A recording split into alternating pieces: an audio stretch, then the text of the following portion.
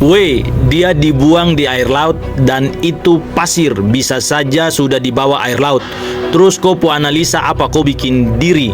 Ini Rio Rusli, tidak tahu ini manusia dari mana datang lalu komen seperti ini di beta punya TikTok terkait dengan fakta-fakta yang beta temukan dari pembunuhan sadis di mana korbannya adalah Kesia Lestaluhu dan pelaku adalah oknum TNI Angkatan Laut yang bernama Agung yang membunuh Kesia dengan tikam sebanyak 32 kali di pantai Saoka, Kota Sorong, Papua Barat Daya. Jadi saudara, kenapa beta punya analisa beta buat dan banyak saudara dong punya pendapat yang pro dan kontra. Tapi sekali lagi karena ada komen-komen seperti ini makanya beta coba untuk balas satu persatu seperti ini. Nah, saudara, dari rekonstruksi itu katong lihat sama-sama.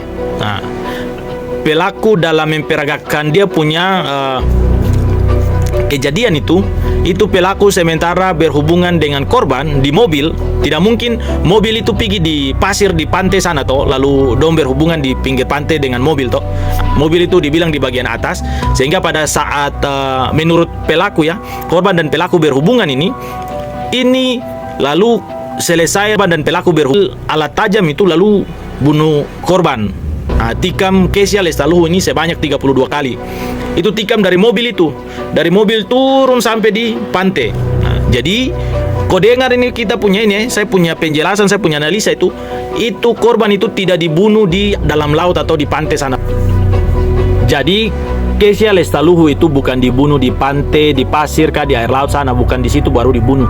Tapi dari rekonstruksi ya, ini rekonstruksi yang katong lihat juga banyak kejanggalan, ini juga beta pakai untuk kasih pencerahan kepada kamu, kepada kau ini. Jadi kalau dari rekonstruksi saja jelas, kalau misalnya pelaku tikam di pinggir mobil, baru turun buang jenazah di pantai itu pasti darah itu dia banyak di situ, di TKP itu banyak darah.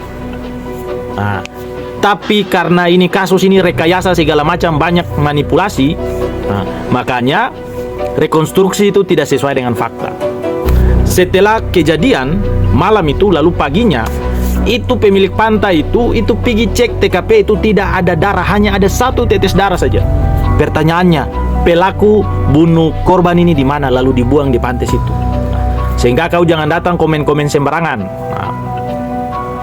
Sehingga apa? Sehingga saya bilang kepada kamu, saya punya analisa ini berdasarkan fakta yang sebenarnya, bukan hasil rekayasa. Dan saudara juga yang awam, orang awam yang tidak tahu tentang kasus-kasus pidana seperti ini pun bisa melihat sendiri dengan mata kepala apa yang sementara terjadi dalam penanganan kasus Kesia Lestaluhu ini. Padahal yang kita minta hanya tolong jangan rekayasa kasus, jangan mengada-ngada, dan tolong transparan, itu saja.